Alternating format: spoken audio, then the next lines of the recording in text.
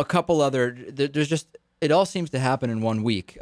Also, we've talked numerous times on Fox News about their mislabeling of people. Democrats labeled Republicans. Happens to be when it's convenient politically. Republicans labeled Democrats. The wrong names coming up. Showing the wrong black congressman when you're referring to $10,000 in someone's freezer. We've seen it all. Well, JD Hayworth, who is a former Arizona congressman, and when you see him, he looks pretty manly. He's wearing a suit, labeled as former Arizona congresswoman on Fox News. And I have it here. We have the screenshot. I'll hold it up. I don't know if the camera can get it. Bizarre. And also on Fox and Friends, all the president's men, presidents spelled wrong. I mean, presidents with 2 Ds. You would think, is there spell check on the title software, Lewis, or will it not even alert you that you've spelled a basic word wrong on national news? I imagine some of that titling software comes with spell check, yes. For whatever reason, they don't seem to have it on. Fox News Channel, lastly, also fawning over Lou Dobbs, who made a comment that just nobody seems to care about. I don't understand why.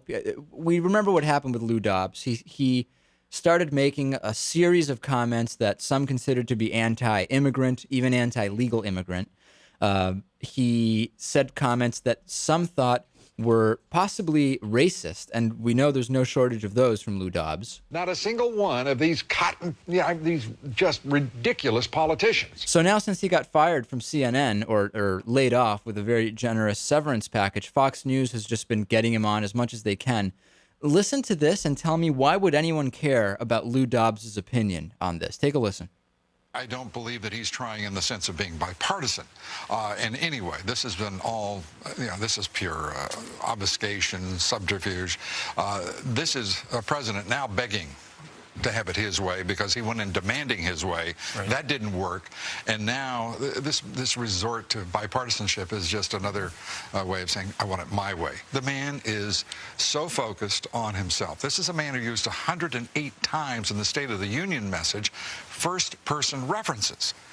And now he wants to include maybe a couple of second-person references. This is not bipartisanship. In an hour speech, Barack Obama used first-person references. I mean, what is this segment about? It just seems like Lou Dobbs is being placed on Fox News, kind of this open-door policy, because he didn't get along with CNN, particularly for his more conservative values. I don't understand the sense of that segment. Well, I don't know about the segment, but no surprise that he's doing work with them. I mean, I'm surprised by now that he hasn't become, a contributor like Sarah Palin. No, I think he is. I think he may be now a Fox News analyst or something like that. For some reason, I feel like I saw that. Somehow officially linked with Fox News. Right. I'm actually going to this. I went to it last year, and I'm going again. This year it's in March in New York. There's a magazine, it's kind of like the main talk radio magazine called Talkers, and they're actually based right near us in Springfield, Massachusetts. And once a year they do a seminar in New York. And last year it was great, so I'm going back next month. And I think they have this Freedom of Speech Award.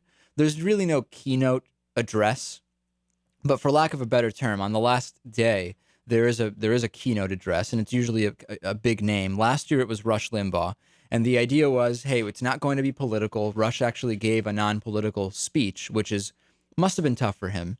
And everybody clapped. It was the idea of what he's done for talk radio instead of what he stands for politically. And I think that this year it's actually being given to Lou Dobbs. And I don't know. I'm curious to see what goes on. I'm sure he will be very well received among a talk radio community. Last year he was broadcasting from this seminar. But Lou Dobbs is being given this Freedom of Speech Award. Is that because he said thinly veiled racist things and then got kicked off of CNN? That makes you the champion of freedom of speech for an entire year. Making comments about immigrants makes you a champion for freedom of speech. I don't know. Perhaps just saying crazy things and, refusing to stop saying them. Right. I mean, I guess that would be a good poster boy for freedom of speech, right? I guess you're right. And if you look someone at who says things that a lot of people find appalling.